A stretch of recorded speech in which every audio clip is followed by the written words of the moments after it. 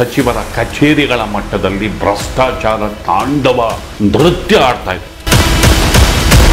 ಯಾವಾಗಲೂ ಕ್ಯಾಬಿನೆಟ್ ಮೀಟಿಂಗಿಗೆ ಬರ್ತಾರೆ, ಹೊರಟೋಗ್ತಾರೆ. ಅಬಕಾರಿ ಇಲಾಖೆಯ ಕರ್ಮಕಾಂಡ. ಸರ್ಕಾರ ನಿಯಂತ್ರಣ ಕಳ್ಕೊಂಡಿದೆಯಾ?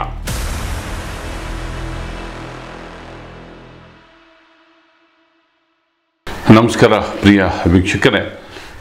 ರಾಜ್ಯದಲ್ಲಿ ಸಚಿವರ ಮಟ್ಟದಲ್ಲಿ, ಸಚಿವರ ಕಚೇರಿಗಳ ಮಟ್ಟದಲ್ಲಿ ಭ್ರಷ್ಟಾಚಾರ ತಾಂಡವ ನೃತ್ಯ ಆಡ್ತಾ ಇದೆ.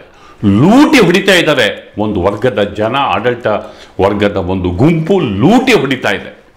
ಅಂದರೆ ಸಚಿವರುಗಳು ಏನು ಕಚೇರಿನಲ್ಲಿರ್ತಾರೋ ಇಲ್ವೋ, ಆದರೆ ಖಾಸಗಿ ವ್ಯವಹಾರಕ್ಕೆ ಮಾತ್ರ ಪ್ರತ್ಯೇಕ ಸ್ಥಳವನ್ನು ಇಟ್ಕೊಂಡಿದ್ದಾರೆ. ಅಲ್ಲಿ ಅವರ ಅವೈಲಬಿಲಿಟಿ ಇರುತ್ತೆ, ದಂಧೆಗಳು ನಡೀತವೆ, ಜನಸಾಮಾನ್ಯರ ಕಷ್ಟ ನಷ್ಟಗಳು ಹಾಗೆಯೇ ಉಳಿದು ಹೋಗ್ತಾ ಇದ್ದಾವೆ. ಈ ಸಚಿವರಿಗೆ ಲಗಾಮ್ ಹಾಕೋರು ಇಲ್ಲವೇ ಇಲ್ಲ, ಜನಸಾಮಾನ್ಯರಿಗೆ ಸಿಗ್ತಾ ಇಲ್ಲ. ಈ ವ್ಯವಹಾರಗಳು ಬಂದಾಗ ಮಾತ್ರ ಈ ಸಚಿವರು ಆ ಆಯ್ದ ಪ್ರದೇಶಗಳಲ್ಲಿ, ಸ್ಥಳಗಳಲ್ಲಿ ಕಾಣಿಸ್ಕೊಂಡು ಆ ನಂತರ ಯಾವಾಗಲೂ ಕ್ಯಾಬಿನೆಟ್ ಮೀಟಿಂಗಿಗೆ ಬರ್ತಾರೆ, ಹೊರಟೋಗ್ತಾರೆ. ಒಂದು ರೀತಿಯಲ್ಲಿ ಆಡಳಿತ ವ್ಯವಸ್ಥೆ, ಒಂದು ರೀತಿಯಲ್ಲಿ ಕೆಲವು ಸಚಿವರು, ಎಲ್ರಿಗೂ ಅನ್ವಯ ಅಲ್ಲ, ಸಚಿವರ ಒಂದು ಗುಂಪು ಇದನ್ನ ಮಾಡೋದನ್ನೇ ಒಂದು ವೃತ್ತಿ ಮಾಡ್ಕೊಂಡಿರೋದು ನಮಗೆ ಮೇಲ್ನೋಟಕ್ಕೆ ಕಾಣಿಸ್ತಿದೆ ಅನ್ನೋ ಮಾತನ್ನ ನಾವು ಹೇಳಲೇಬೇಕಾಗಿದೆ. ಆಡಳಿತ ವ್ಯವಸ್ಥೆ ಆ ಮಟ್ಟಕ್ಕೆ ಬಂದು ನಿಂತಿದೆ. ಇಸ್ನ ಪ್ರಿಯಾಂಬಲ್ ಆಗಿ ನಾವು ಹೇಳೋದಕ್ಕೆ ಮುಖ್ಯವಾದ ಕಾರಣ ಅಬಕಾರಿ ಇಲಾಖೆಯ ಕರ್ಮಕಾಂಡ ಮತ್ತು ಈಗ ವಸತಿ ಇಲಾಖೆಯ ಬಗ್ಗೆ ಕಾಂಗ್ರೆಸ್ ಪಕ್ಷದ ಶಾಸಕರೇ ಆಗಿರುವ BR ಪಾಟೀಲ್ ಸಿಡಿಸಿರುವ ವಿವಾದದ ಬಾಂಬ್.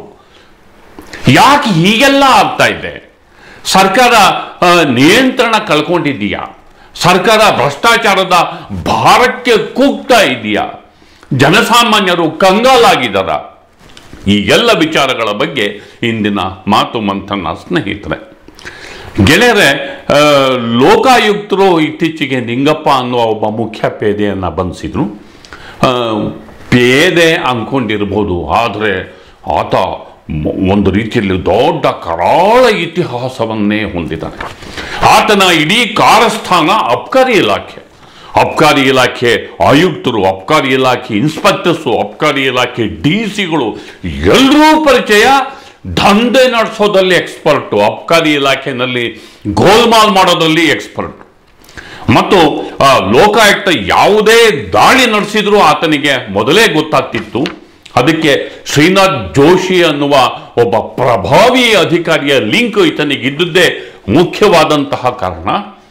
ಕೇಂದ್ರದ ಪ್ರಭಾವಿ ಸಚಿವರೊಬ್ಬರ ಅತ್ಯಂತ ನಿಕಟವಾದಂತಹ ವ್ಯಕ್ತಿ ಈ ಶ್ರೀನಾಥ್ ಜೋಶಿ ಎನ್ನುವ ವ್ಯಕ್ತಿ.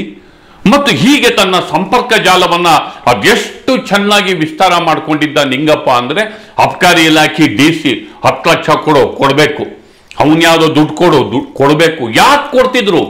ಒಬ್ಬ ಮುಖ್ಯ ಪೇದೆಗೆ ಹಿರಿಯ ಅಧಿಕಾರಿಗಳು ಹಣವನ್ನು ಯಾಕೆ ಕೊಡ್ತಿದ್ರು? ಈ ಹಣ ಯಾಕಾಗಿ ಹೋಗ್ತಿತ್ತು? ಯಾರ ಏಜೆಂಟ್ರಾಗಿ ನಿಂಗಪ್ಪ ಕೆಲಸ ಮಾಡ್ತಿದ್ರ? ಹಾಗಾದ್ರೆ ಯಾರ ಏಜೆಂಟ್ ಲಿಂಗಪ್ಪ?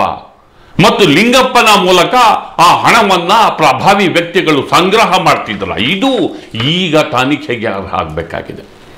ಮಂತ್ರಿ ತಿಮ್ಮಾಪುರೆ ಈ ಹಿಂದೆ ವರ್ಗಾವಣೆಯಲ್ಲಿ ದೊಡ್ಡ ವಿವಾದಕ್ಕೆ ಸಿಲುಕಿ ಆ ನಂತರ ಅವನ್ನ ಚೇಂಜ್ ಮಾಡ್ತಾರೆ ಅನ್ನುವಂತಹ ಮಾತು ಕೇಳಿತ್ತು. ಆದರೆ ಈಗ ಇಷ್ಟೊಂದು ದೊಡ್ಡ ಕರ್ಮಕಾಂಡ, ವಸೂಲಿ ದಂಧೆ, ಒಂದು ರೀತಿಯಲ್ಲಿ ಸುಲಿಗೆ, ಹಫ್ತಾ ವಸೂಲಿ ಮಾಡೋದು. ಒಬ್ಬ PC ಆಗಿರೋ ಮನುಷ್ಯ ಈ ಡಿಪಾರ್ಟ್ಮೆಂಟಲ್ಲಿ ಇನ್ಫ್ಲೂಯೆನ್ಷಿಯಲ್ ಆಗಿ ಹೇಗೆ ಬೆಳೆದ? ತಿಮ್ಮಾಪುರ ಅವ್ರಿಗೆ ಗೊತ್ತಿಲ್ಲ ಅವ್ನು ಕಲೆಕ್ಟ್ ಮಾಡಿದ ಹಣ ಎಲ್ಲಿಗೆ ಹೋಗ್ತಿತ್ತು? ಇದೆಲ್ಲ ದೊಡ್ಡ ಆಶ್ಚರ್ಯಕರ ಪ್ರಶ್ನೆ. ಒಂದು ಸರ್ಕಾರದಲ್ಲಿ ಹೀಗೂ ಆಗುತ್ತಾ? ಇಂಥ ಸುಲಿಗೆ ಆಗುತ್ತಾ? ನಿಯಂತ್ರಣ ಇಲ್ವಾ? CM ಏನ್ ಮಾಡ್ತಿದ್ದಾರೆ? 2 ವರ್ಷ ಆದ್ಮೇಲೂ ಕೂಡ ಒಬ್ಬ ರೀಶಫಲ್ ಮಾಡಿ ಇಂಥ ಮಂತ್ರಿಗಳನ್ನಾಗ್ಲಿ ಅಧಿಕಾರಿಗಳನ್ನಾಗ್ಲಿ ಕಿತ್ತು ಬಿಸಾಕಕ್ಕಾಗ್ಲಿಲ್ವಾ? ಇದೊಂದೇ ಡಿಪಾರ್ಟ್ಮೆಂಟಾ ಅಥವಾ ಇದು ಬೇಕಾದಷ್ಟು ಡಿಪಾರ್ಟ್ಮೆಂಟ್ ಅಲ್ಲಿ ಹೀಗೆ ನಡೀತಾ ಇದೆಯಾ? ಇದು ಕೊನೆ ಯಾವುದು? ಇದು ಹೀಗೆ ಸೀರೀಸ್ ಆಫ್ ಪ್ರಶ್ನೆಗಳು ಎದುರಾಗಿವೆ. ಹಾಗಾದ್ರೆ ಸಿದ್ದರಾಮಯ್ಯನವರು ತಮ್ಮ ನಿಯಂತ್ರಣವನ್ನು ಕಳ್ಕೊತಾ ಇದ್ದಾರಾ? ಬೇಸಿಕ್ ಪ್ರಶ್ನೆ. ಜನಸಾಮಾನ್ಯರ ಗತಿ ಏನು? ಬೇಸಿಕ್ ಪ್ರಶ್ನೆ. ಈ ಪ್ರಶ್ನೆಗೆ ಉತ್ತರ ಸಿಗಲೇಬೇಕಾಗಿದೆ, ಇದನ್ನು ಹೇಳಲೇಬೇಕಾಗಿದೆ. ಯಾಕೆ ಅಂತಂದ್ರೆ ಈ ಲಿಂಗಪ್ಪ ಒಂದು ಮೂಲದ ಪ್ರಕಾರ ಅವರಿಗೆ ಸಚಿವರೂ ಕೂಡ ಪರಿಚಯ ಇದ್ರಂತೆ. ಮತ್ತು ಇದೀಗ ಲೋಕಾಯುಕ್ತದಲ್ಲಿ ವಿವಾದದ ಬಿರುಗಾಳಿ ಎಬ್ಬಿಸಿರುವ ಜೋಶಿ ಎನ್ನುವ ವ್ಯಕ್ತಿಯ ವರ್ಗಾವಣೆಗೆ ಆತ ಸಚಿವರನ್ನ ತಿಮ್ಮಾಪುರೆ ಅವ್ರನ್ನ ಅಪ್ರೋಚ್ ಮಾಡಿದ್ರು ಅನ್ನುವ ಒಂದು ಮಾಹಿತಿ ಲಭ್ಯ ಆಗ್ತಿದೆ. ಇದು ಸಬ್ಜೆಕ್ಟೆಡ್ ಟು ಕನ್ಫರ್ಮೇಷನ್. ಯಾಕೆ ತಿಮ್ಮಾಪುರೆ ಅವರು ಈ ನಿಯಂತ್ರಣವನ್ನ ಕಳ್ಕೊಂಡ್ರು, ಅಥವಾ ಅವರ ಮೂಗಿನ ನೇರಕ್ಕೆ ಯಾಕೆ ಇಷ್ಟೆಲ್ಲ ನಡೀತು?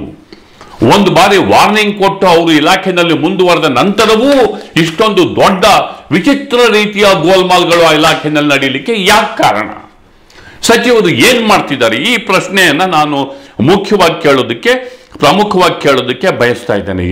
ಇಲ್ಲಿ ಖುದ್ದು ಲೋಕಾಯುಕ್ತದವ್ರು ಹೇಳಿದ್ದಾರೆ, ಈತ ಸುಲಿಗೆಯ ಮೂಲಕ ಸಂಪಾದಿಸಿದ ಹಣವನ್ನ ಕ್ರಿಪ್ಟೋ ಕರೆನ್ಸಿನಲ್ಲಿ ಹೂಡಿದ್ದ ಅಂತ ಲೋಕಾಯುಕ್ತ ತನ್ನ ರಿಪೋರ್ಟ್ ಅಲ್ಲಿ ಹೇಳಿದೆ. ಜೊತೆಗೆ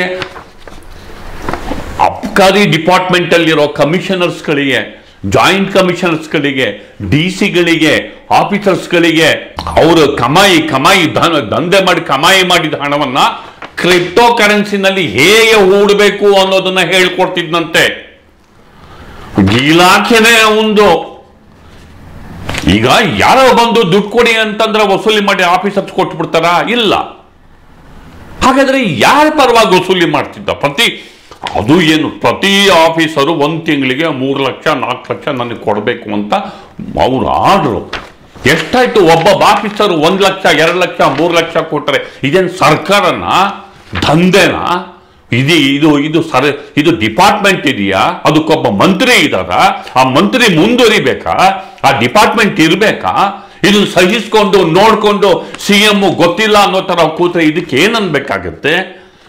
ಈ ಪ್ರಶ್ನೆ ಮುಖ್ಯವಾಗಿ ಉದ್ಭವ ಆಗುತ್ತೆ. ಹೀಗಾಗಿ ಅಂದ್ರೆ ಎಲ್ಲೋ ಒಂದ್ ಕಡೆ ಆಡಳಿತ ನಿಯಂತ್ರಣ ತಪ್ಪಿರೋದ್ರಿಂದ ಈ ತರ ಆಗ್ತಿದೆಯಾ ಅನ್ನುವ ಪ್ರಶ್ನೆಯನ್ನ ನಾವು ಕೇಳಲೇಬೇಕಾಗುತ್ತೆ. ವಸತಿ ಇಲಾಖೆ ವಿಚಾರದಲ್ಲೂ ಅಷ್ಟೇ ಒಂದು ಆಡಿಯೋ ವೈರಲ್ ಆಗ್ತಿದೆ. ಅದು ಪ್ಲಾನಿಂಗ್ ಕಮಿಷನ್ ವೈಸ್ ಚೇರ್ಮನ್ ಮುಖ್ಯಮಂತ್ರಿಗಳ ಅತ್ಯಂತ ನಿಕಟವರ್ತಿ ಬಿ ಆರ್ ಪಾಟೀಲ್ ಅವರ ಸ್ಟೇಟ್ಮೆಂಟ್, ಅವರ ಧ್ವನಿ ಇರುವಂತಹ ಆಡಿಯೋ.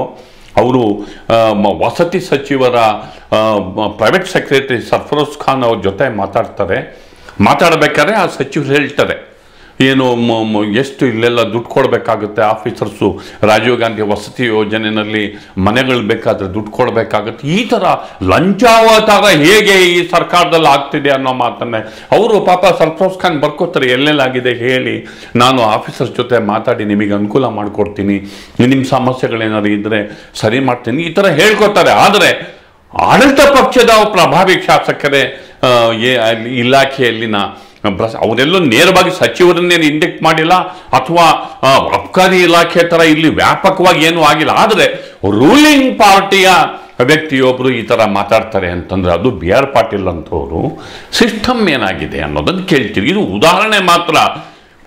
ಮಿನಿಸ್ಟರ್ಸ್ಗಳು ಆಫೀಸಿಗೆ ಬರ್ತಾ ಇಲ್ಲ ಸ್ವಾಮಿ. ಎಲ್ಲೋ ಒಂದಷ್ಟು ಜನ ಕೃಷ್ಣ ಬೈರೇಗೌಡರು ಅಂತವ್ರು, ಪ್ರಿಯಾಂಕ್ ಖರ್ಗೆ ಈ ತರ ಬಿಟ್ಟು ಮಿನಿಸ್ಟರ್ಸ್ಗಳು ಆಫೀಸಿಗೆ ಹೋಗ್ತಿಲ್ಲ, ಇನ್ಚಾರ್ಜ್ ಇರುವಂತಹ ಡಿಸ್ಟ್ರಿಕ್ಟಿಗೆ ಹೋಗ್ತಾ ಇಲ್ಲ, ಡಿಪಾರ್ಟ್ಮೆಂಟಲ್ ಮೀಟಿಂಗ್ ಮಾಡ್ತಿಲ್ಲ. ಒಂದು ಬೇರೆ ಪ್ರೈವೇಟ್ ಆಫೀಸ್ಗಳು ಮಾಡ್ತಾರೆ, ಏನಾದ್ರು ಬಂದ್ರೆ ಅಲ್ಲಿ ಏನಾದ್ರು ಅವರಿಗೆ ಅನುಕೂಲ ಆಗೋ ವ್ಯವಹಾರಗಳು ಅಲ್ಲಿ ಮಾಡ್ಕೊತಾರೆ, ಹೊರಟೋಗ್ತಾರೆ. ಕ್ಯಾಬಿನೆಟ್ ಇರ್ಬೇಕಾದ್ರೆ 1 2 ಅವರ್ 3 ಅವರ್ ಮೊದಲು ಬಂದು ಆಫೀಸಲ್ಲಿ ಕುತ್ಕೋತಾರೆ. ರಾಮಲಿಂಗಾರೆಡ್ಡಿ ಅವ್ರನ್ನ ಬಿಟ್ಟು, ಕೃಷ್ಣ ಬೈರೇಗೌಡರನ್ನ ಬಿಟ್ಟು, ಇನ್ನು ಬೇರೆ ಈ ಥರದ ವರ್ಕ್ ಮಾಡುವಂಥ ಕೆಲವು ಸಚಿವರನ್ನು ಬಿಟ್ಟರೆ ಉಳಿದದ್ದು ಏನಾಗ್ತಿದೆ? ಯಾಕೆ ಮೇಜರ್ ಸರ್ಜರಿ ಸಂಪುಟಕ್ಕೆ ಆಗ್ತಾ ಇಲ್ಲ? 2 ವರ್ಷ ಆಯಿತು. ಮಂತ್ರಿಗಳ ಪರ್ಫಾರ್ಮೆನ್ಸು, ಡಿಪಾರ್ಟ್ಮೆಂಟ್ ಪರ್ಫಾರ್ಮೆನ್ಸನ್ನ ಸ್ಟಡಿ ಮಾಡಿ ಅದ್ರ ಪ್ರಕಾರ ಸಂಪುಟಕ್ಕೆ ಸರ್ಜರಿ ಮಾಡೋದಕ್ಕೆ ಸಕಾಲ ಇಲ್ಲದೆ ಹೋದ್ರೆ ಅಬ್ಕಾರಿ ಇಲಾಖೆನಲ್ಲಿ ಆಗ್ತಾ ಇದೆಯಲ್ಲ, ಆ ಥರ ಆಗುತ್ತೆ. ನಾನೇನು ದೊಡ್ಡ CMಗೆ ಉಪದೇಶ ಕೊಡುವಂತಹ ವಿಚಾರಗಳಲ್ಲ. ಇದು ಡೆಫಿನೆಟ್ಲಿ ಒಂದು ಆಡಳಿತ ಹೇಗೆ ನಿಯಂತ್ರಣ ತಪ್ಪಿ ಸೊರಗು ಹೋಗುತ್ತೆ, ಆ ಮೂಲಕವಾಗಿ ಜನವಿರೋಧಿಯಾಗಿ ಮಾರ್ಪಡುತ್ತೆ, ಹೇಗೆ ಜನರಿಗೆ ಕಿರುಕುಳದ ವ್ಯವಸ್ಥೆಯಾಗಿ ರೂಪಾಂತರ ಆಗುತ್ತೆ, ಹೇಗೆ ಜನ ಬೇಸರಗೊಂಡು ಶಾಪ ಹಾಕುವ ಸ್ಥಿತಿಗೆ ಅದು ಬಂದು ತಲುಪುತ್ತೆ ಅನ್ನೋದನ್ನ ನಾನು ಡೀಟೇಲ್ ಆಗಿ ಹೇಳ್ತಿದ್ದೀನಿ. ಅಬಕಾರಿ ಇಲಾಖೆಯಂತಹ ಮಂತ್ರಿಗಳು ಬೇಕಾ ಅನ್ನುವ ಪ್ರಶ್ನೆಯ ಜೊತೆ ನನ್ನ ಮಾತನ್ನು ಮುಗಿಸ್ತಿದ್ದೇನೆ. ದಯವಿಟ್ಟು ದಿ ಪೋಸ್ಟ್ ನೋಡಿ, ಲೈಕ್ ಮಾಡಿ, ಶೇರ್ ಮಾಡಿ, ಸಬ್ಸ್ಕ್ರೈಬ್ ಮಾಡೋದಕ್ಕೆ ಮರಿಬೇಡಿ ಗೆಳೆಯರೆ. ನಮಸ್ಕಾರ.